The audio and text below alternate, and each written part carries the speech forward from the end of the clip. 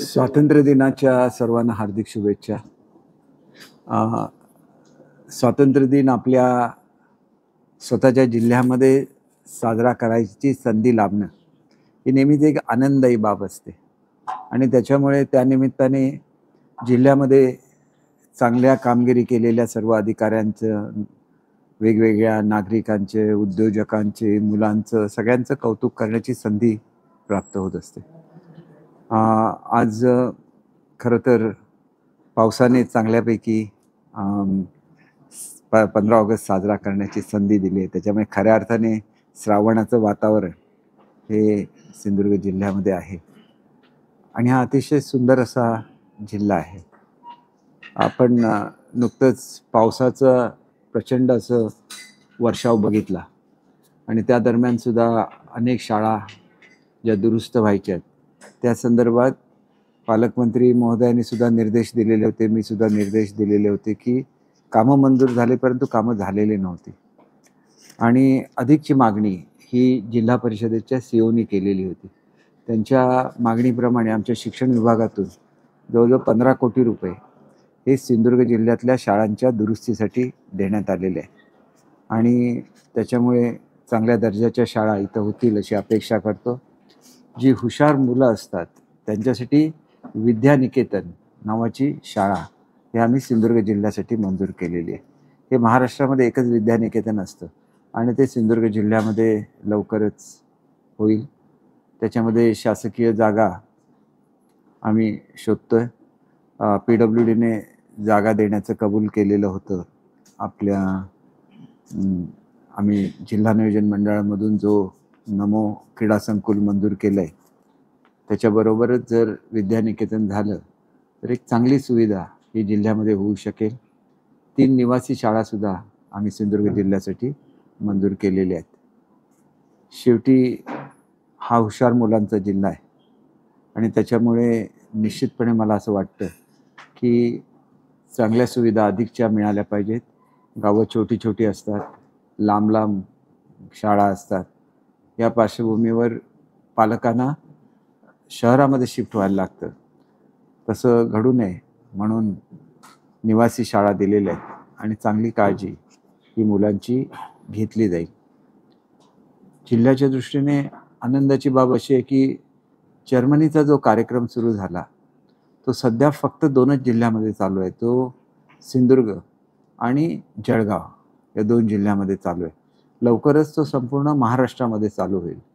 त्याच्यामुळे त्याच्यापूर्वी पहिली सुविधा ही सिंधुदुर्ग जिल्ह्यामध्ये झाल्यामुळे जिल्ह्यातल्या जास्तीत जास्त मुलांनी ज्यांना वेगवेगळ्या तऱ्हेच्या स्किल्स येतात, जसं वायरमन आहे, जसं फिजिओथेरपिस्ट आहेत, डेंटिस्ट आहेत, आपल्या नर्सेस आहेत, मेडिकल असिस्टंट्स आहेत, ड्रायव्हर्स आहेत, हॉटेल मॅनेजमेंट केलेली मुलं आहेत, तर त्यांनी आपली नावं ही त्या ठिकाणी आम्ही जाहिरात दिलेली आहे त्याच्यामध्ये स्कॅन करून त्यांना ऑनलाईन अप्लाय करता येतं. परंतु अनेक मुलांना याच्यामध्ये अडचणी निर्माण होतात. हे लक्षात घेऊन आम्ही ऑफलाईन करण्याची व्यवस्था येत्या 2-3 दिवसामध्ये करतोय. मुलांनी आमचे जे डाएट कॉलेजेस आहेत त्या ठिकाणी आपले अर्ज हे दाखल करावे, त्यांच्याशी संपर्क साधावा. त्यानंतर तेथून त्यांचे अर्ज ऑनलाईन करण्याची व्यवस्था करण्यात येईल. 2 ठिकाणी प्रशिक्षण आता सुरू झालेले आहे आणि गोथे इन्स्टिट्यूट जे आहे, जर्मन इन्स्टिट्यूट आहे, पुण्याला त्यांचं हेडक्वार्टर आहे, त्यांच्यावर करार झालेला आहे आणि हे ट्रेनिंग जर घेतलं तर साधारण एक 10 पट पगार हा भारतापेक्षा जास्त हा त्यांना त्या ठिकाणी मिळू शकतो. त्यांना विजा, फॅमिली विजा सगळं काही मिळू शकतं आणि ज्यावेळेला 30-30 लाख रुपये पगार वर्षाला मिळतो तर एक 5 लाख जरी त्यांनी सेव्हिंग केलं आणि आपल्या आईवडिलांना पाठवलं तरी एक चांगलं असं कौटुंबिक परिस्थिती ही सिंधुदुर्ग जिल्ह्यातली सुधारू शकेल. आणि म्हणून जेवढ्या मुलांना अर्ज करायचे आहेत, फक्त एकच आहे की त्यांना जर्मन भाषा शिकायला लागेल, ज्याला 2-3 महिने लागतात आणि लगेच त्यांना परदेशात पाठवण्याची व्यवस्था करण्यात येईल. अनेक लोकांनी ITI केलं आहे परंतु ते इतर कुठल्या तरी मी एका ठिकाणी बघितलं तर गोवा एअरपोर्टला कॅशियर म्हणून एक ITI झालेला मुलगा काम करत होता. ITI मधल्या सगळ्या स्ट्रेंडना हे आहे परंतु कुठलंही स्किल ज्यांनी हे केलेलं आहे, जसं कोणी सोलार मेकॅनिक असेल तर त्याला सुद्धा संधी मिळू शकते. डिप्लोमा होल्डर असेल म्हणजे ज्यांनी पॉलिटेक्निक केली त्यालाही संधी मिळू शकते. तर हे सगळं इथं त्यांचं सिलेक्शन होईल आणि इथून त्यांना पाठवण्यात येईल, ही सगळी व्यवस्था केलेली आहे. पर्यटनाच्या संदर्भात अनेक नवीन नवीन इनिशिएटिव्ह हे जिल्ह्यामध्ये घेतले जात आहेत. त्याच्यामध्ये विशेषतः आम्ही हाऊसबोट या पर्यटन याच्यामधून मंजूर केलेले आहेत. 150पेक्षा जास्त लोकांना त्यांना घरच्या घरी हॉटेलच्या सुविधा देता येतील याच्यासाठी 4 रूम आणि 1 रेस्टॉरंट असे युनिट हे देण्यात आले. त्याच्यामुळे 150 फॅमिलीज त्याच्यामध्ये काम करू शकतील. आपण साधारण 150च्या आसपास बचत गटांना म्हणजे जवळजवळ 1,500 महिलांना पंतप्रधान सूक्ष्म अन्न प्रक्रिया उद्योगाअंतर्गत सिंधुरत्नमधून सुद्धा लाभ दिलेला आहे. आणि ज्या 3,500च्या आसपास आपण महिलांना परसमधलं कुक्कुटपालनाची हे दिले, त्यांची आता अंडीसुद्धा यायला सुरुवात झालेली आहे. आणि त्याच्यामुळे साधारण 10 रुपयाने 1 अंडं याप्रमाणे ही अंडी विकली जातात आणि अतिशय प्रीमियम असं त्याला रेट मिळतो. तर एकंदरीत दुधाळ जनावरांची सुद्धा आता आम्ही जाहिरात काढलेली आहे. दुधाळ जनावरं देत असताना आपण A2 मिल्क म्हणजे देशी गाई याचं वाटप आणि त्याच्यावर 1-1 गोठा असं सुद्धा देतो. शेळी मेंढ्यांचं वाटप सुरू आहे. मत्स्य व्यवसायामध्ये ज्या महिला काम करतात त्यांच्यासाठी ई-स्कूटर्सचं मान्यता दिलेली आहे. त्यानंतर लांब बाजारपेठा असल्यामुळे इन्सुलेटेड व्हॅन्स यासुद्धा त्या ठिकाणी देण्यात आलेल्या आहेत. एकंदरीतच वेगवेगळ्या माध्यमातून ही सगळी प्रगती होत असताना सावंतवाडी रोड स्टेशन आहे त्या ठिकाणी टर्मिनस झालेला आहे आणि टर्मिनससाठी लागणारा निधी हा त्या ठिकाणी आपण रेल म्हणजे रेल्वे स्टेशनवर असलेलं हॉटेल असा एक पर्यटनाचा प्रकल्प त्या ठिकाणी साकार होतो आहे.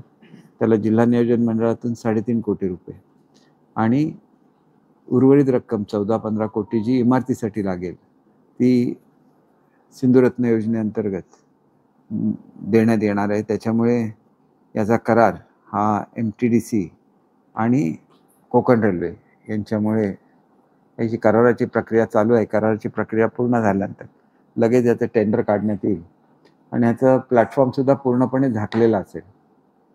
त्यामुळे चांगल्या सुविधा या सिंधुदुर्गवासियांना मिळतील आणि सिंधुदुर्गमध्ये येणारी लोक ही रेल्वेने येऊ शकतील. इथलं पर्यटन बघून पुन्हा रेल्वेने परत मुंबईला जाऊ शकतील. त्याच्यामुळे त्यांचा रस्त्याच्या प्रवासाचा त्रास हा वाचणार आहे. आपण मोठ्या प्रमाणात वेगवेगळ्या ठिकाणी जे प्रकल्प करतोय त्याच्यामध्ये विजयदुर्गचा प्रकल्प सगळ्यात मोठा आहे. तो 5.5 कोटी रुपयाचा प्रकल्प आहे. छत्रपती शिवाजी महाराजांचं नाविक दलाचं केंद्र असलेल्या विजयदुर्गमध्ये हा प्रकल्प होतोय आणि अतिशय सुंदर असा प्रकल्प आहे. पर्यटन आणि इतिहास याची मेळ घालणारा असा हा प्रकल्प आहे. त्याच्याचबरोबर देवगडला सुद्धा आपण आणि एक गार्डन करतोय. नापणे सावडाव दोन्ही धबधब्याच्या कामांना PWDकडे ही कामं सुचवण्यात आलेली आहेत. त्याची सुरुवात होईल. त्याच्यानंतर फिशिंग विलेजचं काम हे सुद्धा आता PWDकडे हस्तांतरित करण्यात आलेलं आहे. त्यामुळे हे काम सुद्धा लवकर होईल अशी अपेक्षा आहे. फुलपाखराचं गाव याच्यासाठी सुद्धा PWDला निधी देण्यात आलेला आहे. जसं नापणे आणि सावडावच्या धबधब्यांची कामं केलेली आहेत तसं आंबोलीमध्ये नवीन 3 धबधबे हे ॲक्सेसेबल करण्यात आलेले आहेत. त्याचं लोकार्पण येत्या 8 दिवसामध्ये होईल. त्याची कामं जवळजवळ पूर्ण होत आलेली आहेत. आणि त्याच्याचबरोबर नरेंद्र उद्यान ह्या प्रकल्पाला सुद्धा मोठ्या प्रमाणात निधी उपलब्ध करून दिलेला आहे. हळदीच्या रोपांचं वाटप हे हळदीचं क्लस्टर निर्माण करण्यात आलेलं आहे. हे दोडामार्ग तालुक्यामध्ये हळदीचं क्लस्टर निर्माण करण्यात आलेलं आहे आणि तिथं जे बियाणं निर्माण होईल ते संपूर्ण जिल्ह्यामध्ये त्याचं वाटप होईल. पूर्ण जिल्ह्यामध्ये आपण श्री पद्धतीच्या भाताचं लागवड त्याला सुरुवात केलेली आहे. दुबार पिकाच्या संदर्भात मोठा निधी हा कृषी विभागाला उपलब्ध करून दिलेला आहे. आणि अत्यंत महत्त्वाची बाब ही की एक फूड सिक्युरिटी आर्मी ही सिंधुदुर्गमध्ये निर्माण करण्यात आलेली आहे. या माध्यमातून लोकांना भात लावून देणं, आंबा, काजू याच्या संदर्भात जे खतं घालायला मदत करणं, आंतरपिकाची लागवड करून देणं, अशा अनेक गोष्टी या फूड सिक्युरिटी आर्मीमधले जे शेतकऱ्यांची मुलं आहेत ती मिलिटरीसारखा ड्रेस घालतायत, कवायत करतायत आणि त्यांना पूर्ण जी मशिनरी लागते ही आपण सिंधुरत्नमधून उपलब्ध करून देतोय. उद्या माझी सिंधुरत्नची बैठक आहे, त्याच्यामध्ये ह्या प्रकल्पाला सुद्धा गती देण्यात येईल. वेगवेगळ्या नगरपालिकांना आपण निधी उपलब्ध करून दिलेला आहे, ज्याच्यामधून महिलांसाठी रोजगार निर्माण करण्यात आलेला आहे. महिलांना मोठ्या प्रमाणात रोजगार हा सिंधुरत्नमधून उपलब्ध करून दिलेला आहे. ब्युटिफिकेशनचे अनेक प्रकल्प हे मंजूर केलेले आहेत. तिलारीसारख्या सुंदर अशा जलाशयामध्ये पाठीमागच्या बाजूला म्हणजे पशुसंवर्धन केंद्र म्हणजे वन्य प्राण्यांचं संवर्धनाचं केंद्र निर्माण झालेलं आहे. ते बोटीतून दाखवण्याचं सुद्धा त्याच्यासाठी एक प्रकल्प मंजूर केलेला आहे. संपूर्ण जिल्ह्यामध्ये वेगवेगळे प्रकल्प वेगवेगळ्या ठिकाणी मंजूर केलेले आहेत. त्याच्यामध्ये विशेषतः 2 खाड्या ज्या आयडेंटिफाय केल्या आहेत त्याच्यामध्ये तेरेखोल खाडी म्हणजे सातारा ते आरुंदा आणि तसंच या बाजूला तारकर्लीची खाडी ज्याच्यामध्ये नेरूर पारपासून तारकर्लीपर्यंतचा म्हणजे चिपीपर्यंतचा भाग हा याच्यामध्ये समाविष्ट होणार आहे आणि याला आपण सबसिडी देतोय. त्याच्याचबरोबर नव्याने मी सूचना दिलेल्या आहेत की महिलांच्या बचत गटांना आपण बसेस द्यायच्या की जेणेकरून ते बसमधून हे करू शकतील.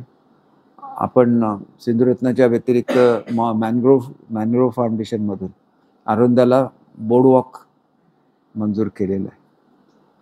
तर आजचा प्रश्न तसा म्हणजे 25 वर्षानंतर सुटला आहे आणि भारतातला सर्वात मोठा उद्योग समूह हा लवकरच शिरोड्यामध्ये त्यांच्या भूमिपूजन होईल. तिथं काही लोकांचे गैरसमज आहेत की काही जमिनीच्या संदर्भात अधिक जमीन सोडावी अशी मागणी काही भागातली आहे, परंतु त्या भागामध्ये हा प्रकल्प होत नाही आहे. अन्य भागामध्ये हा प्रकल्प सुरू होतोय आणि ज्यावेळेला त्या भागातलं काम सुरू व्हायचं असेल त्याच्यापूर्वी या लोकांच्या मीटिंग घेण्यात येतील. त्यांचा प्रश्न कसा सोडवायचा या संदर्भात ताज ग्रुपबरोबर बोलणी झालेली आहे. ताज ग्रुप आणि शासनाची एकत्र बैठक घेऊन हा जो प्रश्न काही लोकांचा शिल्लक आहे तो सुद्धा सोडवला जाईल. 39 सर्वे नंबर हा पर्यटनामधून म्हणजे डेव्हलपमेंटमधून वगळलेला आहे, त्याला जाण्यासाठी रस्त्याची मागणी त्यांची आहे. त्या मागणीवर सुद्धा विचार चालू आहे आणि हा रस्तासुद्धा पर्यटनासाठी असलेल्या जमिनीतून द्यायचा असल्यामुळे त्या संदर्भात सुद्धा आवश्यक तो निर्णय घेण्यात येईल. एकंदरीतच हा अतिशय सुंदर असा जिल्हा आहे. तिलारीच्या जी पाणी पुरवठा योजना आहे ती पर्यटनाला जीवनदायिनी ठरणारी योजना आहे. जवळजवळ 200 कोटी रुपये खर्च करून त्या ठिकाणी ही योजना कार्यान्वित करण्यात येत आहे आणि हे पाणी सासोली तालुका दोडामार्गपासून थेट वेंगुर्ल्यापर्यंत आता पोचलेला आहे आणि त्याच्यामुळे पुढच्या काळामध्ये चिपीपर्यंत ह्याचा विस्तार करण्याची योजना आहे. मळगाव आणि वेती या 2 गावांना पाण्याचं मोठं मेळगाव वेती आणि त्या बाजूच्या लोकांना त्यांना जलजीवन मिशनमधून पाण्याचं सोर्स जो देण्यात आलेला होता त्याच्यामध्ये पाण्याची कमतरता असल्यामुळे ह्या 2 गावांच्या पाणी पुरवठा योजना चालू होऊ शकलेल्या नव्हत्या. आता या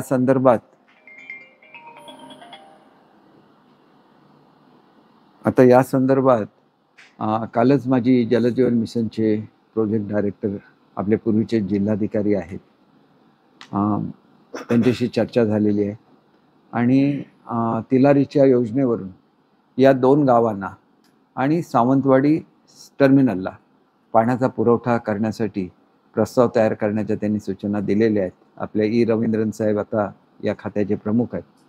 आपल्या CO साहेबांची लवकरच ते चर्चा करतील आणि हा प्रश्नसुद्धा लवकरच सुटेल, कारण त्याचं एस्टिमेट पूर्ण झालेलं आहे. तिलारीमधले ज्या गावांना तिलारीचं पाणी जात नाही त्या गावांचा सर्वे करण्याची संपूर्ण रक्कम ही सिंधुरत्न योजनेतून देण्यात आलेली आहे. त्याचा सर्वे पूर्ण झालेला आहे. लवकरच या गावांना जी पाणी पुरवठा करायचा आहे त्याची सुद्धा योजना लवकरच मंजूर होईल. आपल्याकडे काही प्रश्न जे विविध असतात, जेवढे माझ्या डिपार्टमेंटचे आहेत मी सोडवण्याचा प्रयत्न केलेला आहे. काही महसुली प्रश्न आहेत ते सुद्धा जलद गतीने सोडवण्यात येतात.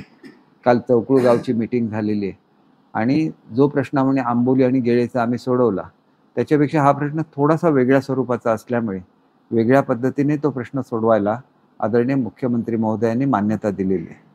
लवकरच ह्या प्रक्रियेला सुरुवात होईल आणि आचारसंहितेपूर्वी यांचा सुद्धा GR काढण्याची आम्ही व्यवस्था करू. चौकुळ गावाचं आताच मी त्यांचं जे आंदोलन सुरू आहे त्याला भेट देणार आहे आणि चांगल्या तऱ्हेने हा प्रश्न सुटेल. गेळेच्या संदर्भात खरं तर हा प्रश्न मी सोडवलेला. मी सांगितलेलंच होतं की कोणी यावं, देवळामध्ये नारळावर हात ठेवावं आणि सांगावं की त्यांचं काय याच्यामध्ये योगदान आहे. 100% मी गेळे आंबोलीचे GR काढण्यापासून पूर्वीच्या शासनाची स्थगिती उठवण्यापासून सगळं मी केलेलं आहे. आणि ज्या दिवशी गेळेचं शिष्टमंडळ आलं त्याला कलेक्टर साहेब सुद्धा उपस्थित होते. त्यांना मी सांगितलेलं होतं की वनं आणि एकत्र वाटायचं असेल तर उशीर होईल. महाराष्ट्र शासन लागलेली नुसती जमीन वाटायची असेल तर लगेच वाटता येईल. असं असताना सुद्धा आंदोलन का करण्यात आलं हे मला माहिती नाही. आणि आता सुद्धा जी ऑर्डर काढलेली आहे ही फक्त सरकारी जमिनीपुरतेच काढलेली आहे. वनाच्या संदर्भात काल आमची मुख्यमंत्री महोदयांच्या उपस्थितीमध्ये वन खात्याच्या सचिवांशी चर्चा झालेली आहे आणि त्यांनी पूर्वी 22 सेक्शन किंवा 6 सेक्शन या दोन्हीच चौकशा करायला सांगितल्या होत्या. परंतु आता वन खात्याने मान्य केलेलं आहे 6 सेक्शनचा अहवाल तुम्ही पाठवा, आम्ही तिथे लागलेलं 35 सेक्शन वगळतो. हे 35 सेक्शन वगळल्यामुळे चौकुळमधली जवळजवळ 5000 एकर जमीन ही वन खात्यामधून वगळली जाणार आहे. आणि त्याच्याचबरोबर आंबोलीमधली मला वाटतं जवळजवळ 600-700 एकर, तरी मला एक्झॅक्ट आता आकडा आठवत नाही, 600-700 एकर आहे. आणि गेळेमधली जमीन थोडीशी कमी आहे त्याच्यापेक्षा. किती? 384 आसपास आहे गेळ्यातली. गेळेमधली 384 हेक्टर आहे. ही जमीन वगळली गेली तर मोठ्या प्रमाणात जमिनीचं वाटप हे नागरिकांना होऊ शकतं. मी गेळेच्या संदर्भात आंदोलन चालू असतानाच्या क्लिप्स बघितलेल्या आहेत. काही लोक मुद्दाम माझं नाव घेऊन बदनामी करण्याचा प्रयत्न करतात. या लोकांचं कुठलंही योगदान हा GR काढण्यामध्ये नाही आहे. GR काढला म्हणून वाटप होऊ शकतं. त्याच्यामुळे जे लोक बोलतात त्याच्यावर नागरिकांनी विश्वास ठेवू नये. माझ्या अध्यक्षतेखाली जी कमिटी आहे ती नागरिकांचं हित कसं होईल, म्हणजे तुम्हाला समजा जमिनीचं वाटप झालं आणि त्या जमिनीला जायला रस्ताच नसेल तर त्याच्यामध्ये तुम्हाला बांधकामाला होणार नाही. तुमच्या शेतावर जायला तुम्हाला रस्ता उपलब्ध होणार नाही. गावामध्ये ज्या वेगवेगळ्या सोयी लागतात, ग्रामपंचायत लागते, आरोग्याची सुविधा लागते, मुलांसाठी छोटी बालोद्यानं लागतात, मोठी मुलं असतील तर त्यांना खेळाचं मैदान लागतं. पर्यटनाची ही गावं आहेत, त्याच्यामध्ये पर्यटनाच्या सुविधा करण्यासाठी सध्या पर्यटन क्षेत्र अस्तित्वात असलेल्या ठिकाणी त्या जागा शासनाच्या असतात.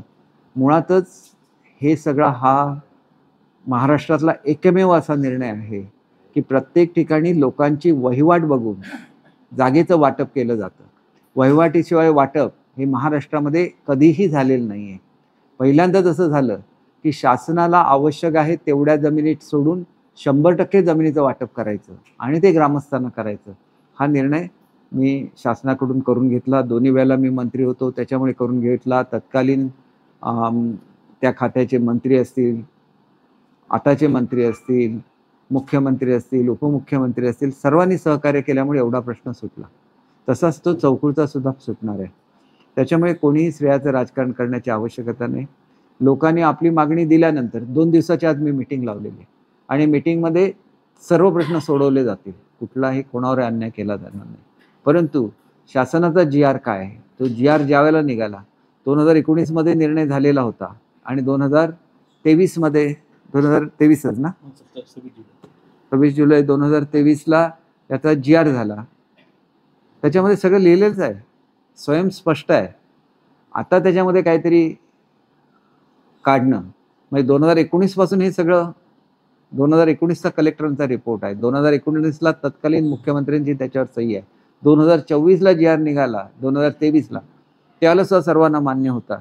आणि आता मात्र त्याच्यामध्ये एक वेगळं आपण काहीतरी करायला गेलो तर एवढ्या वर्षाची माझी मेहनत, ती 15-20 वर्षाची मेहनत आहे, ती फुकट जाईल. म्हणून मी सांगितलेलं होतं की कोणी यावं आणि दाखवावं की मी प्रश्न सोडवला तर मीच प्रश्न अडवला म्हणून सांगायचं. याच्यासारखं दुर्दैव दुसरं कुठलंही नाही. आणि ग्रामस्थांनी लक्षात घेतलं पाहिजे की गावामध्ये जेवढे रस्ते आहेत, एकेकाळी पाण्यातून प्रवास करायला लागायचा. दोन्ही बाजूने हे गाव जोडलं गेलेलं आहे. प्रत्येक जी त्या ठिकाणी डेव्हलपमेंट झालेली आहे, प्रत्येक ठिकाणी पैसे मी उपलब्ध करून दिलेले, पुढे सुद्धा उपलब्ध करून देणार. मोठ्या प्रमाणात पर्यटनाच्या माध्यमातून ही सगळी गावं विकसित होणार आहे. ते चौकूळ, आंबवली, गेळे असेल, ही सगळी आंतरराष्ट्रीय पर्यटन केंद्र होणार आहेत. आणि याचे लाभ हे स्थानिक लोकांनाच मिळाले पाहिजेत, याचं सुद्धा मी काळजी घेतो. आणि म्हणून कोणीही आपल्याला वाट्याला आलेल्या जमिनी विकू नये. त्याच्यामध्ये त्यांचे स्वतःचे पर्यटनाचे व्यवसाय सुरू करण्यासाठी आवश्यक तो निधी हा सुद्धा मी उपलब्ध करून दिलेला आहे. रस्त्यांच्या संदर्भात रस्त्यांना अतिरिक्त निधी हा सुद्धा उपलब्ध करून दिलेला आहे. आणि त्याच्यामुळे सर्व भागाचा विकास होत असताना सर्वांनी एकत्र येऊन ही कामं केली पाहिजेत. आणि त्याच्यामुळे आवश्यक ते सर्व सहकार्य सर्व नागरिकांना देण्यात येईल. आणि मला विशेषतः हे सुद्धा सांगायचं आहे की पर्यटन हे जसं हिल स्टेशनला चालतं तसं ते समुद्राच्या किनाऱ्यावर सुद्धा चालतं, ते नदीच्या काठावर सुद्धा चालतं, ते लोकांच्या शेतामध्ये सुद्धा चालतं. लोकांनी ह्याच्यामध्ये सहभागी झालं पाहिजे. आणि हा जो प्रश्न सुटलेला आहे याच्यामध्ये वैशिष्ट्य असं आहे की आपण 100% जमिनीचं वाटप करतोय. त्याच्यामुळे ज्या डेव्हलपमेंटसाठी आवश्यक आहे त्याप्रमाणेच त्या सुविधांची निर्मिती झाली पाहिजे. त्याच्यामध्ये रस्ते रुंद झाले पाहिजे, वाडीवाडीवर जाणारे रस्ते तयार झाले पाहिजे. तर एका तऱ्हेने हे आदर्श गावं निर्माण होणार आहेत. आणि आदर्श गावं निर्माण करण्याच्या संकल्पनेला मंत्रिमंडळाने मान्यता दिली आहे. आणि एकदा आपले आराखडे तयार झाले की विशिष्ट वेगळा निधी हा ह्या तिन्ही गावांना मिळणार आहे. आणि तसं त्या ठरावामध्ये सुद्धा म्हटलेलं आहे. आणि माझ्या त्या पत्रामध्ये सुद्धा, ज्या पत्राच्या आधारावर हे सगळं मंत्रिमंडळाचा ठराव झाला, त्याच्यामध्ये सुद्धा त्याचा उल्लेख आहे. त्याच्यामुळे संपूर्ण सिंधुदुर्ग जिल्हा हा केवळ पर्यटन जिल्हा नाही तर तो फलोद्यानाचा सुद्धा जिल्हा आहे. आणि त्याच्यामुळे सिंधुरत्न योजनेमधून काजूचा रस काढण्याची योजना ही आम्ही दिलेली आहे. आणि त्याच्यामुळे काजूचा रस हा शेतकऱ्यांच्या शेतावर काढला जाईल. त्याच्यासाठी यंत्र देण्याची व्यवस्था केलेली आहे. हा रस हे कोकण कृषी विद्यापीठ विकत घेईल आणि त्याच्यापासून पेय बनवेल. परंतु त्याच्यापेक्षा मोठा प्रकल्प हा लवकरच त्याचं MOU होईल. तो म्हणजे काजूमध्ये रस काढल्यानंतर त्याचं जे चोथा शिल्लक राहतो त्याच्यापासून आर्टिफिशियल मीठ तयार करणं. म्हणजे कबाब असतील, वेगवेगळे जे आपण बघतो की नॉनव्हेजमधले प्रकार असतात, तसे प्रकार हे व्हेजपासून तयार करायचा एक मोठा प्रकल्प हा ब्राझीलमधल्या कंपनीच्या माध्यमातून इथं साकार होईल. आणि त्या प्रकल्पाने पूर्णपणे सिंधुदुर्गचा कायापालट होईल. कारण काजू हे सर्वात मोठं पीक आहे. काजू 1 नंबरला आहे, आंबा 2 नंबरला आणि 3 नंबरला नारळ आहे. या तिन्ही पिकांवर आम्ही वेगवेगळे प्रयोग करतोय. आणि हे यशस्वी झाले. आपण एक्सरे मशीन्स दिलेले आहेत देवगडला, म्हणजे साका झालेला आंबा वेगळा करता येतो. तसंच एक्सरे मशीन आपण वेंगुर्ल्याला सुद्धा देतोय. शेवटी आपण लक्षात घेतलं पाहिजे की आपली बांधिलकी ही जिल्ह्याच्या जनतेशी पाहिजे. मी मुंबईचा पालकमंत्री असल्यामुळे खूप मोठी जबाबदारी असते, मी वारंवार जिल्ह्यामध्ये येऊ शकत नाही. परंतु बारकाईने लक्ष माझं जिल्ह्यावर असतं. ब्राझीलच्या शिष्टमंडळाचा येण्याचा खर्च हा सुद्धा मी स्वतः व्यक्तिगत दिलेला आहे. जर्मनीचा पहिली ट्रिप ही सुद्धा मी माझ्या व्यक्तिगत खर्चाने केली आणि ही स्कीम सुरू केली. आता मी अध्यक्ष आहे त्याच्यामुळे वेगवेगळ्या मिटिंगला मी जातो. परंतु जे काय दिलं हे सगळं ह्या जिल्ह्याला दिलेलं आहे. आणि हे करत असताना मी कोणाबद्दल कधी वाईट बोलत नाही. कोणावर टीका करणं हे माझ्या कधी स्वभावामध्ये नव्हतं. एक विशिष्ट जी मोहीम चालू असते याची पूर्ण कल्पना मी वरिष्ठांना दिलेली आहे. कारण मी राज्य पातळीवर काम करत असताना अनेक वेळेला कशा रीतीने महायुती एकत्र राहील, कशा रीतीने महाराष्ट्राचा विकास होईल याच्यासाठी सुद्धा मी माझ्या परीने योगदान दिलेलं आहे. आणि त्याच्यामुळे इथं काही कोणी बोलत असेल तर त्याला उत्तर देणं हे मला योग्य वाटत नाही. वरिष्ठ या संदर्भातली नोंद घेतील. ऑलरेडी नोंद घेतलेली आहे आणि महायुती एकत्र राहिली पाहिजे. महायुतीच्या माध्यमातून महाराष्ट्राचा विकास झाला पाहिजे, सिंधुदुर्गाचा विकास झाला पाहिजे, हे आमची ठाम भूमिका आहे आणि त्याप्रमाणे आम्ही निश्चितपणे करू. कालच एक आमच्याकडे विजयदुर्गचा प्रस्ताव प्राप्त झालेला आहे. लवकरच मी मुख्यमंत्री महोदयांची भेट घेऊन विजयदुर्गचे काही बुरुज ढासळलेले आहेत त्या संदर्भात त्यांची भेट घेईन आणि त्याच्यासाठी मला असं सांगण्यात आलेलं आहे की ASIने 16 कोटी रुपयाची मागणी ही जिल्हाधिकाऱ्यांच्याकडे केलेली आहे. राज्याच्या निधीतून आपण 16 कोटी रुपये अवश्य त्याला उपलब्ध करून देऊ, कारण छत्रपती शिवाजी महाराजांचं ते नेव्हल हेडक्वार्टर आहे. त्याच्यामुळे आपल्या सर्वांच्या एका जिव्हाळ्याचा विषय, संपूर्ण महाराष्ट्राच्या जिव्हाळ्याचा तो विषय आहे. त्याच्यामुळे विजयदुर्ग किल्ल्याचं संवर्धन झालंच पाहिजे, ही आमची सगळ्यांची ठाम भूमिका आहे. त्या दृष्टीने आम्ही सगळेजण काम करू. लवकरच आदरणीय मुख्यमंत्री महोदय हे सुद्धा कोकणाला भेट देणार आहे. त्याच्यामुळे त्याच्याबरोबर दोन्ही उपमुख्यमंत्री असतील. जो नवीन कार्यक्रम माझी लाडकी बहीण ह्याला अतिशय चांगला रिस्पॉन्स हा आपल्या जिल्ह्यातून आणि संपूर्ण महाराष्ट्रातून मिळालेला आहे. 1,30,000च्या आसपासचे अर्ज हे आपल्या जिल्ह्यामधून प्राप्त झालेले आहेत आणि याच्या व्यतिरिक्त मला सर्व भगिनींना सांगायचं आहे की 31 ऑगस्टपर्यंत, बरोबर ना, 31 ऑगस्टपर्यंत आपण अर्ज करू शकता. त्याच्यामुळे आता जरी पैसे पाठवायला सुरुवात झालेली असली तरी ही योजना सुरू झाल्यापासून म्हणजे जुलै ऑगस्ट दोन्ही महिन्याचे पैसे, ते जून जुलै आहेत की जुलै ऑगस्ट? जुलै ऑगस्ट पैसे जमा व्हायला सुरुवात झालेली आहे. आणि ही एक भाऊबीजेची भेट ही मुख्यमंत्री महोदयांनी आणि उपमुख्यमंत्री महोदयांनी सगळ्या बहिणींना दिलेली आहे. आणि त्याच्याचबरोबर जी प्रशिक्षणाची योजना आहे ती सुद्धा जिल्ह्यामध्ये चालू झालेली आहे आणि सुमारे 3,000 मुलांचे अर्ज हे मंजूर केलेले आहेत. त्यांनासुद्धा त्यांचं जे मानधन असतं हे मिळायला सुरुवात होईल. अतिशय चांगल्या अशा ह्या वेगवेगळ्या योजना आहेत आणि या माध्यमातून संपूर्ण विकास हा महाराष्ट्राचा होईल याची मला खात्री आहे. एक डेडिकेटेड रोड हा कोकणासाठी निर्माण होतोय. हा रस्ता निर्माण झाल्यानंतर पर्यटनाला पूर्णपणे गती मिळेल. हा संपूर्ण रस्ता समुद्र किनाऱ्यावरून आहे आणि त्या रस्त्याला सुद्धा शासनाने मंजुरी दिलेली आहे आणि त्याच्यामुळे अटल सेतू जसा तयार झाला तसं त्याच मार्गाने हा पूर्ण रस्ता रेडीपर्यंत जोडला जाईल आणि हा ग्रीनफील्ड रोड असणार आहे. म्हणजे जसा समृद्धी महामार्ग आहे तसा हा महामार्ग असणार आहे आणि त्याच्यामुळे तो महामार्ग झाला की 6 ते 7 तासामध्ये आपण थेट रेडीपर्यंत पोहोचू शकू मुंबईपासून. तर एकंदरीत हा रस्ता होत असतानाच आपला दुसरा रस्ता हा पुणे हायवेला जोडला जातो आहे आणि तो संकेश्वरवरून जोडला जातो आहे. त्याचं आंबोलीपर्यंतचं काम पूर्ण झालेलं आहे. आंबोलीच्या पुढचं काम हे लवकरच सुरू होईल आणि आपण जवळजवळ सर्वच घाट सिंधुदुर्ग जिल्ह्यातले हे जोडण्याची व्यवस्था केलेली आहे. दोडामार्ग तालुक्यामध्ये तर 3-3, 4-4 ठिकाणी घाट रस्त्याने वरचा भाग जोडला गेलेला आहे. पुढच्या काळामध्ये येणारे पर्यटक या मार्गातून येतील. त्याच्याबरोबर गुडगे जांभवडे असेल, शिवापूर रस्ता असेल, शिरशिंगे शिवापूर, सर्वच रस्त्यांची कामं सुरू झालेली आहेत. त्याच्यामुळे एक चांगला असा जिल्हा निर्माण होईल. मोपा एअरपोर्ट झाल्यानंतर आपल्या जिल्ह्यामध्ये मोठ्या प्रमाणामध्ये गुंतवणुका येत आहेत. काही ठिकाणी वादाचे विषय आहेत. उद्या मी सासोलीची सुद्धा मीटिंग लावलेली आहे की ग्रामस्थ आणि येणारे इन्व्हेस्टर यांच्यामध्ये कोऑर्डिनेशन झालं पाहिजे. ग्रामस्थांवर कुठल्याही परिस्थितीत अन्याय होता कामा नये. त्याचबरोबर गुंतवणुकासुद्धा आल्या पाहिजेत. या गुंतवणुकांच्या माध्यमातून रोजगार निर्माण झाला पाहिजे, ही शासनाची भूमिका आहे. त्याच्यामुळे संघर्ष होत असेल तर तो वेळीच थांबवला गेला पाहिजे. या भूमिकेतून ज्या ज्या ठिकाणी आवश्यकता असेल त्या त्या वेळेला इथे येऊन मीटिंग्स घेतल्या जातील.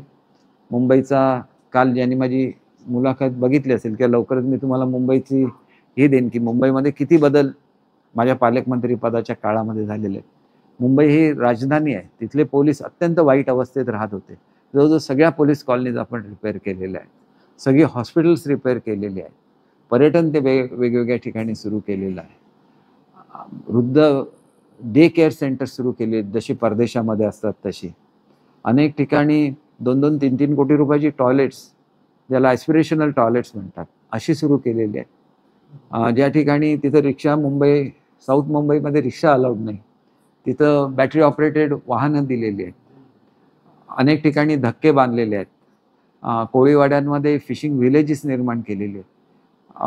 मोठ्या प्रमाणामध्ये आता मुख्यमंत्री महोदयांच्या मार्गदर्शनाखाली जसं न्यूयॉर्कमध्ये सेंट्रल पार्क आहे तसं सेंट्रल पार्क मुंबईमध्ये निर्माण केलं जात आहे. कारण जिथं जिथं जातो तिथं कोकणी माणसाने आपला सहभाग दिला पाहिजे. आणि मुख्य म्हणजे मुंबई हे सिंधुदुर्गवासियांचं स्वहृदय आहे. आपली जेवढी पॉप्युलेशन आहे त्याच्या 50% पॉप्युलेशन ही मुंबईमध्ये राहते. आणि ती अटॅचमेंट असल्यामुळे मुंबई आणि सिंधुदुर्ग हे एक आगळं वेगळं नातं आहे. आणि म्हणून येणाऱ्या गणपतीच्या उत्सवाला मुंबईतल्या लोकांना सिंधुदुर्गमध्ये येण्याची व्यवस्था ही मोठ्या प्रमाणात विनामूल्य आपल्या मुख्यमंत्री महोदयांनी केलेली आहे. आणि ज्यांना एस टीचे तिकीटं काढून घ्यायचे त्यांच्यासाठी एस टीची व्यवस्था केलेली आहे. एक चांगला असा गणेशोत्सव हा जसा सिंधुदुर्गमध्ये होतो तसा मुंबईमध्ये व्हावा म्हणून सुद्धा मुख्यमंत्री महोदयांच्या मार्गदर्शनाखाली तिथली मीटिंग सुद्धा झालेली आहे. आणि अनेक नवीन सुविधा या गणपती मंडळांना आणि गणपतीच्या उत्पादकांना दिलेल्या आहेत. सिंधुरत्नमधून आता आपण जे गणपती तयार करणारे मूर्ती कलाकार आहेत त्यांना मशीन्स ज्याच्यामधून माती मळली जाईल आणि कॉम्प्रेसर आणि पेंटिंगची व्यवस्था ही सुद्धा सिंधुरत्न योजनेमधून देतोय. येता गणेशोत्सव असेल, जन्माष्टमीचा उत्सव असेल, उत्साहाने आणि अतिशय काळजीपूर्वक साजरा केला जाईल याची माझी अपेक्षा आहे. विशेषतः दहीहंडीचा उत्सव करत असताना आपल्या तब्येतीची काळजी सगळ्यांनी घेतली पाहिजे. याच्याबद्दल आपण एक वेगळं असं इंटरनॅशनल फेस्टिवल मुंबईला घेतो आणि तो सुद्धा आमच्या मुंबईचं जे DPC आहे त्याच्यामधून प्रो गोविंदा हे स्पॉन्सर केलं जातं. तो सुद्धा यावर्षी होणार आहे. आणि गणपतीचा उत्सव तर घरोघर होत असतो सिंधुदुर्गमध्ये आणि मुंबईला तो सार्वजनिक होत असतो मोठ्या प्रमाणात. तर दोन्हीची मी मनापासून शुभेच्छा देतो सर्वांना गणेशोत्सवाच्या आणि श्रावण महिन्यात येणाऱ्या सर्व सणांच्या शुभेच्छा देतो आणि आपल्या सर्वांचे मनापासून आभार मानतो. चर्चेमध्ये फरक असतो की काही विषय होते ते आयत्यावेळेला बरेचसे विषय येत असतात. त्याच्यापैकी एका विषयाची फाईल त्यांच्याकडे गेलेली नव्हती आणि त्यांनी त्याचा उल्लेख केला. इथपर्यंत सर्व ठीक आहे, परंतु उगाच त्याला वेगळं महत्त्व देण्यामध्ये काही अर्थ नाही. दुसरी गोष्ट अशी आहे की कोकणाच्या संदर्भात जे कॅबिनेटने निर्णय घेतले त्याच्यामध्ये 10 रुपयाचं अनुदान हे काजू उत्पादकांना दिलेलं आहे. परंतु त्याच्यामध्ये सामायिक सातबारा असल्यामुळे जे अडचण निर्माण झालेली आहे हा प्रश्न मी कॅबिनेटमध्ये मांडलेला होता. त्यांनी त्याची तपशील द्यायला सांगितलेला आहे आणि येत्या कॅबिनेटमध्ये हा जो विषय आहे या विषयामधली ती अट ही वगळण्यात येईल याची मला खात्री आहे. आणि त्याच्यामुळे खरोखरच या गोष्टीमुळे आमच्या काजू उत्पादकांना निश्चितपणे दिलासा मिळेल. दुसरं इथं D.Ed. इथलं प्रश्न सोडवत असताना संपूर्ण महाराष्ट्राचा प्रश्न सुद्धा मी सोडवलेला आहे की ज्या शाळांमध्ये संख्या कमी असते तिथं एक परमनंट शिक्षक आणि एक टेम्पररी शिक्षक अशी देण्याची व्यवस्था केलेली आहे. आणि त्याच्यामुळे बेरोजगारांना त्याच्यामधून एक दिलासा मिळेल.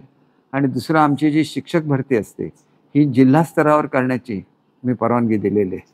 त्यामुळे लवकरच या संदर्भातला GR निघेल आणि याच्या पुढची जी भरती होईल उर्वरित ही प्रत्येक जिल्ह्यामध्ये त्याची वेगळी परीक्षा म्हणजे परीक्षा एकच असणार परंतु तुम्ही तुमचा जिल्हा सिलेक्ट करून ती परीक्षा द्यायची आहे. आणि त्याच्यामुळे तो सुद्धा दिलासा हा निश्चितपणे बेरोजगारांना त्या ठिकाणी मिळू शकेल D.Ed. बेरोजगारांना असं मला वाटतं. आणि त्याच्यामुळे बरेचसे प्रश्न जेवढे काही सोडवता येतात आपल्याला माहिती आहे की शालेय शिक्षण खात्यामध्ये जवळजवळ सगळे प्रश्न टप्पा अनुदानाचा प्रश्न सोडवला, शिक्षक भरतीचा प्रश्न सोडवला, केंद्र प्रमुखांची भरती सुरू केली, शिक्षकेतर कर्मचाऱ्यांची भरती आता सुरू होणार आहे, आपल्या जे लायब्ररीमध्ये काम करणारे लोक आहेत त्यांचा पगार वाढवला, त्याच्यानंतर शिक्षक सेवकांचा पगार वाढवला, मुलांची असलेली स्कॉलरशिप वाढवली, सगळ्या मुलांना ड्रेस देण्याची व्यवस्था केली, त्याच्याबरोबर शूज सॉक्स देण्याची व्यवस्था केलेली आहे. यंदा आम्ही नव्यानेच महिलांना हे काम दिलेलं आहे आणि त्याच्यामुळे थोडं पुढे मागे होतं कारण महिलांना सुद्धा पहिल्यांदाच महिला हे काम करतायत. परंतु याच्यामधला हेतू अत्यंत महत्त्वाचा आहे की स्थानिक पातळीवर महिलांना रोजगार मिळाला पाहिजे. आणि आज सुद्धा जवळजवळ 25,000 महिला हे ड्रेस शिवण्याचं काम महाराष्ट्रामध्ये करतायत. आणि त्यांच्यामध्ये सुद्धा आनंदाचं वातावरण आहे की त्यांना एक कायमस्वरूपी व्यवसाय मिळाला आहे. पुढल्या वर्षी अधिक लवकर त्या ड्रेसेस सुरू करू शकतील, कारण ते पहिलंच वर्ष आहे त्यांचं. आणि त्याच्यामुळे येत्या 15 दिवसामध्ये सर्वांना ड्रेस प्राप्त होतील. आणि हे जे ड्रेस आहेत ते स्काउट गाईडच्या ड्रेसची हे आहेत. त्याच्यामुळे ह्यावर्षी शाळांमध्ये स्काउट गाईडचं प्रशिक्षण दिलं जाणार आहे. त्याच्यानंतर हॅपी सॅटर्डे ही संकल्पना पहिल्यांदाच राबवली जाणार आहे. प्रत्येक मुलाचं इंडिव्हिज्युअल टेस्टिंग होणार आहे आणि मुलाची प्रगती मॉनिटर केली जाणार आहे. त्याच्याचबरोबर शाळांना ॲक्रिडेशन दिलं जाणार आहे. अनेक उपक्रम हे चालू वर्षामध्ये सुरू होत आहेत. आपण मिड डे मीलचा दर्जा वाढवतोय. त्याच्यामध्ये 3 कोर्स मील देण्याची आपण व्यवस्था करतोय. मुलांना एक सलाड, एक बिर्याणी, स्वीट डिश सगळं रोजच्या रोज दिलं जाणार आहे. त्यामुळे एकंदरीतच जेवढं काय मुलांसाठी करता येईल करण्याचा आमचा सगळ्यांचा प्रयत्न आहे. माध्यमिक शाळांमधून जी शिक्षक भरती असते, माध्यमिकची आता भरती सुरू झालेली आहे. माध्यमिकची शाळांमध्ये काहीतरी शिक्षक मागितले आहेत, पण ते आपल्याकडे कसं असतं की ती इंटरव्ह्यू नंतर होणार ना, त्याच्यामुळे त्याच्याबद्दल आम्ही माध्यमिक शाळांना शिक्षक दिलेले आहेत. माध्यमिक शाळांची भरती का थांबली त्याच्यामागे एक कारण असं आहे की त्यांचे रोस्टर फायनल झालेले नव्हते. रोस्टर फायनल झाल्याशिवाय भरती करताच येत नाही. खरं तर आपल्या शाळांचे म्हणजे जिल्हा परिषदांचे सुद्धा रोस्टर हे झालेले नव्हते. तर जिल्हा परिषदेचे रोस्टर सुद्धा आम्ही सगळे पूर्ण करून घेतले. खाजगी शाळांनी आपले रोस्टर पूर्ण केले की त्यांना सुद्धा भरतीची लगेच नावं दिली जातील. आणि लवकरच ही साईट बंद होणार आहे आणि जिल्हानिहाय भरती सुरू होणार आहे.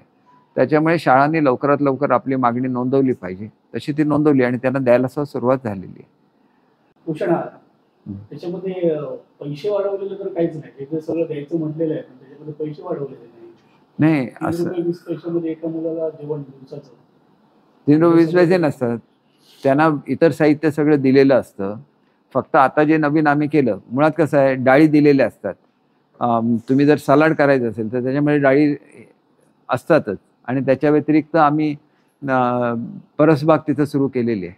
त्याच्यामध्ये टॉमॅटो लावले, त्याच्यामध्ये इतर पदार्थ लावले, सॅलडची अंडी. हो, प्रत्येक शाळामध्ये आपण परसबागेसाठी हे दिलेलं आहे. त्यामुळे परसबागेमधून त्यांना उत्पन्न येईल आणि जे गूळ आणि साखर लागेल त्याचे पैसे सुद्धा आम्ही लवकरच शाळांना पाठवणार.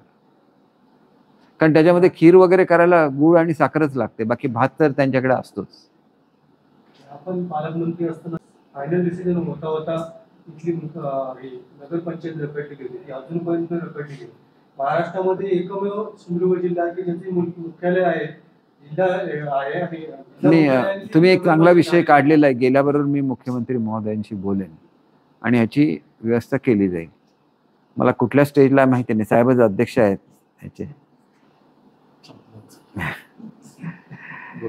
पालकमंत्र्यांनी फेरप्रस्ताव करण्यापेक्षा पूर्वीचा जो प्रस्ताव आहे तोच मान्य पण आपण आपल्याला एक मान्य केलं पाहिजे की ओरसला कोणीच निधी दिलेला नव्हता. मी 25 कोटी रुपये दिले. त्यावेळेला चांगले रस्ते सगळं हे चालू झाले. फक्त मला एक त्याच्या गेटचं काम मला वाटतं अजूनचं का नाही झालं मला माहिती नाही, करून घेतलं. हां, हो, तर सुशोभीकरण तेवढं एक राहिलेलं आहे.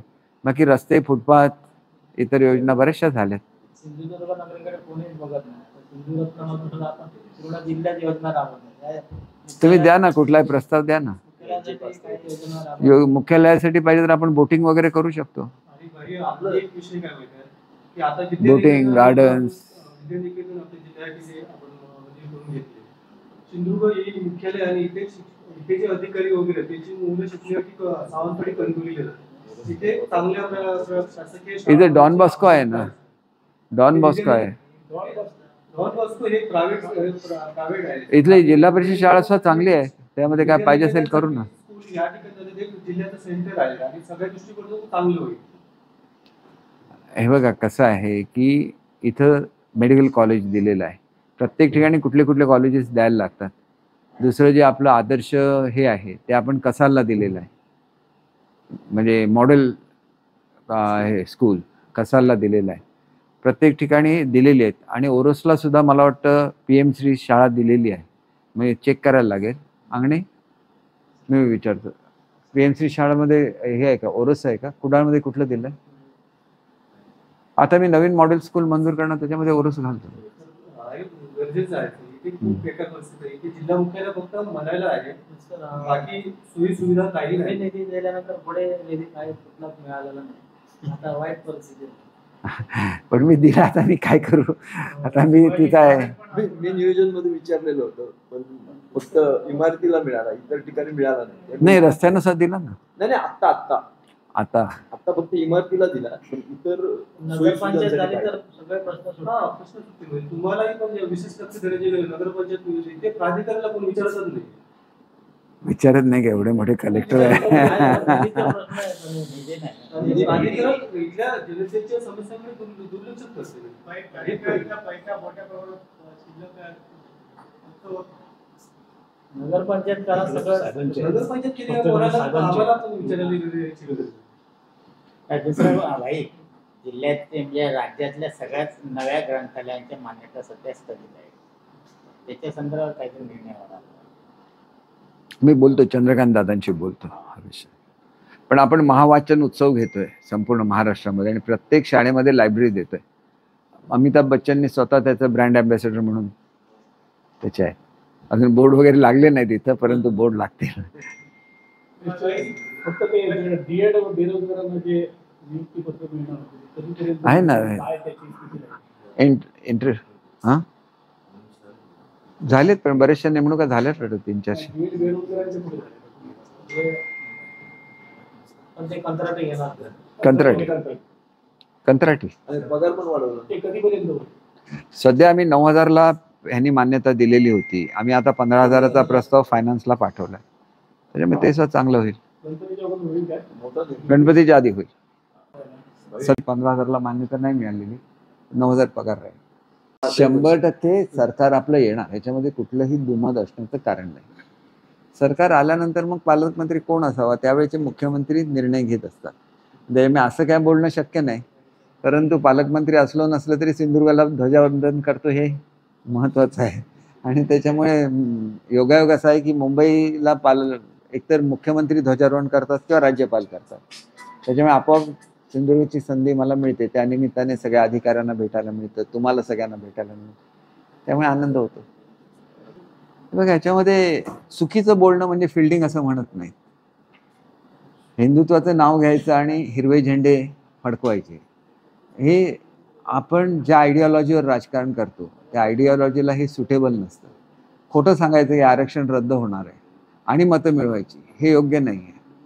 इथं तर आपण फतवे काढायचे आणि तिथं ज्या वेळेला हे प्रश्न ज्यावेळेला ह्याच्यामध्ये येतात आपल्या पार्लमेंटमध्ये, त्यावेळेला पळून जायचं, आपली भूमिका मांडायची नाही, हे सुद्धा लोकांच्या तर लक्षात यायला लागलेलं आहे. त्याच्यामुळे लोकसभेचं वातावरण विधानसभेला राहणार नाही.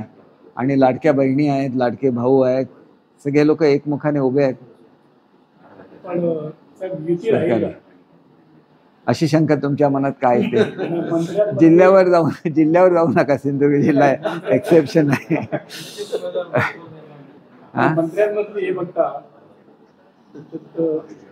मंत्र्यांमध्ये काहीच नाही हो, गुणागोविंदाने सगळं चाललंय. काल मी गणपतीच्या मीटिंगला गेलो होतो, पालकमंत्री मुंबईचा म्हणून. दादा आणि आमचे साहेब दोघे जण अगदी मस्तपैकी मीटिंग चालवत होते. हा, सिंधुदुर्गाचं काय माहितीये बघा, आपला देवदेवतांना मानणारा जिल्हा आहे, बरोबर ना. साईबाबांचं पहिलं मंदिर संपूर्ण भारतात कुठे झालं? सिंधुदुर्ग जिल्ह्यात झालं. त्यांची कृपा आहे, आपोआप सगळं व्यवस्थित होणार, काळजी करू नका. कला अकादमीचं मी मान्य केलं होतं, ते आपण ह्याच्यामध्ये घातलं होतं, तुमच्या 25 कोटीचा जो प्लॅन होता त्याच्यामध्ये घातलेलं होतं. त्यांनी पुन्हा एकदा मागणी करावी नगर विकासकडे. साहेब, आपण मागणी पाठवा, मी बोलतो.